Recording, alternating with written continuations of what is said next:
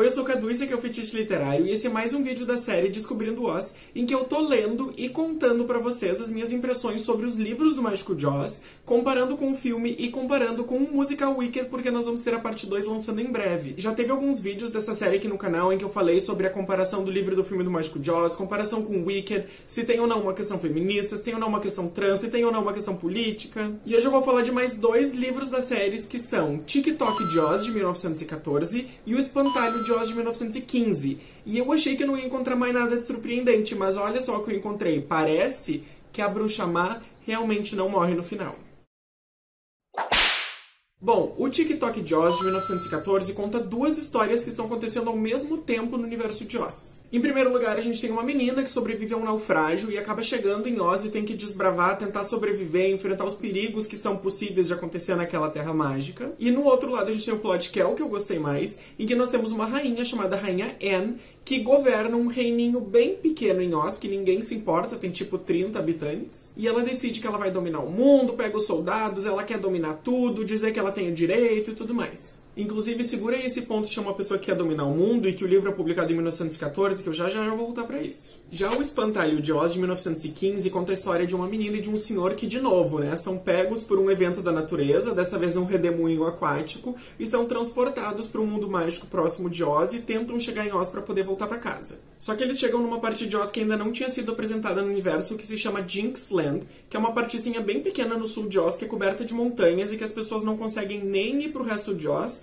e nem o resto de Oz consegue visitar eles. E em Jinxland eles vão ser ameaçados aí de uma execução de morte, eles vão tentar sobreviver com a ajuda de quem? Um dos melhores personagens do Mágico de Oz, o Espantalho. E aí, assim, em ambos os livros a gente tem uma fórmula parecida com os livros anteriores, especialmente ali os primeiros da fórmula da Dorothy. Nós temos pessoas à Terra que são jogadas para Oz, que encontram um trio ou um quarteto de amigos, enfrentam pequenos desafios para tentar voltar para casa ou para tentar escapar da morte. Esses são o 7º e o 8º livro da franquia e eu confesso que eu já tô ficando assim muito de saco cheio dessa fórmula, mas tem algumas coisas legais que eu apontei aqui para conversar com vocês. Em primeiro lugar, eu acho que tem uma questão aqui do pacifismo do Elef Baum e da Primeira Guerra Mundial. A Primeira Guerra Mundial começou em 1914, mas os ânimos que estavam levando a guerra tinham começado muitos anos antes. Então eu acho bastante interessante que exatamente no ano que a Primeira Guerra Mundial começou ali, teve seu estopim, o Elef Baum também publicou um livro, que é o TikTok de Oz, com uma personagem que quer dominar o mundo inteiro, com essa coisa de imperialista, de que ela tinha direito, de que ela precisava dominar outros territórios.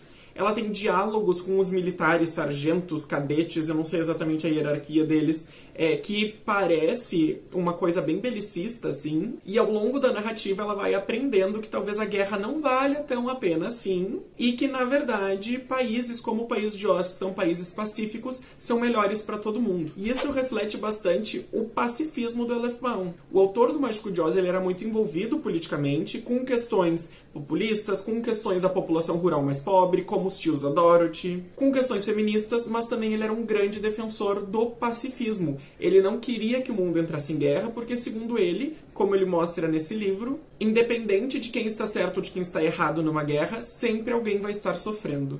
E ele tem razão, né?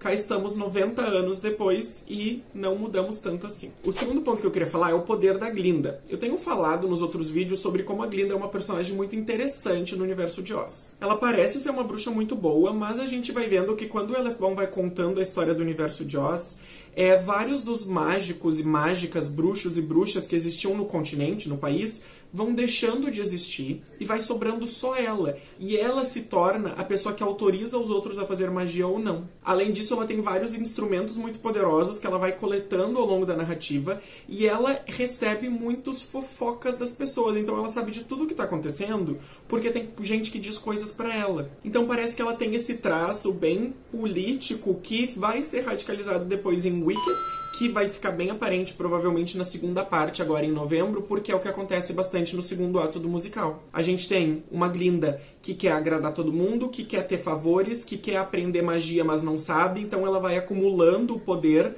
de outras formas. Uma dessas formas que é descrita pela Elef Baum é um livro que a Glinda tem que dá a ela o poder de ver tudo o que está acontecendo em Oz. E lendo sobre isso, eu não consegui parar de pensar no Grimório, que aparece em Wicked várias vezes, que é aquele livro mágico que só a Elphaba consegue ler. Embora esse livro não tenha sido citado no filme do Mágico de Oz, eu fiquei pensando se a ideia pro Grimório não veio desses livros aqui, em que o L.F. Baum tá falando desse livro mágico que dá esse poder à Glinda. Até porque, se a gente vê no final do musical Wicked, quem fica com o Grimório é a Glinda, e ela tem a missão de aprender aquilo pra fazer o bem. Eu realmente não consegui parar de pensar que a inspiração vinha daqui. E se veio daqui, que bom, porque significa que os produtores do musical, os criadores, escritores, enfim, leram de fato a série de Oz e não só saíram inventando fanfic. Por mais que tenham fatos que não batam uns com os outros, tem inspiração vindo de algum lugar. Falando nisso, chegamos ao terceiro e último ponto, que é: a Bruxa Má está vivíssima. Então a gente vê que no Mágico de Oz, tanto o livro quanto o filme, a Dorothy joga um balde de água na Bruxa Má,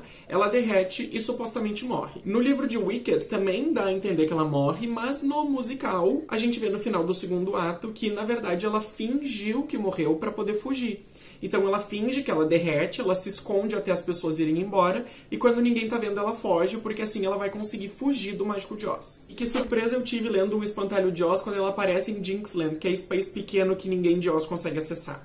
Quer dizer, realmente é possível que ela tenha fugido. Será que a inspiração veio daqui? Como a bruxa não tem nome, ela é só descrita como Bruxa Má, eu tentei ver se a descrição batia. E, gente, bate. No primeiro livro do Mágico de Oz, a bruxa é descrita como pequena, velha, feia e caolha. Ela não tem um olho, isso é muito importante. A bruxa que aparece em O Espantalho também é descrita como pequena, feia e caolha. Tanto que o apelido dela vem de ela não ter um olho. E ela não é verde, tá? Essa invenção que ela é verde é do filme do Mágico de Oz, como eu já falei no primeiro vídeo que vai aparecer nos cards. Então, de novo, eu fiquei pensando, será que a inspiração veio daqui? E se veio daqui, que genial! Porque significa que essas pessoas que criaram o musical, além de ter as referências do livro do Mágico de Oz, do filme do Mágico de Oz e do livro Wicked, também tiveram o trabalho de passar por todo o universo do L.F. Baum, e isso é muito bom. Bom, pessoal, foram só esses pontos que eu voltei pra falar hoje. Eu volto no próximo mês com mais 2 livros, que são o Rin Tin Tink de Oz e a Princesa Perdida de Oz, de 1916 e de 1917. Talvez eu consiga ler mais um,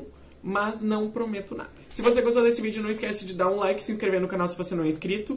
Comenta alguma coisa para ajudar no engajamento, o que você achou, se você já conhecia essas coincidências ou não. Não esquece de seguir as redes sociais que vão estar linkadas aqui embaixo. Até o próximo vídeo e tchau, tchau!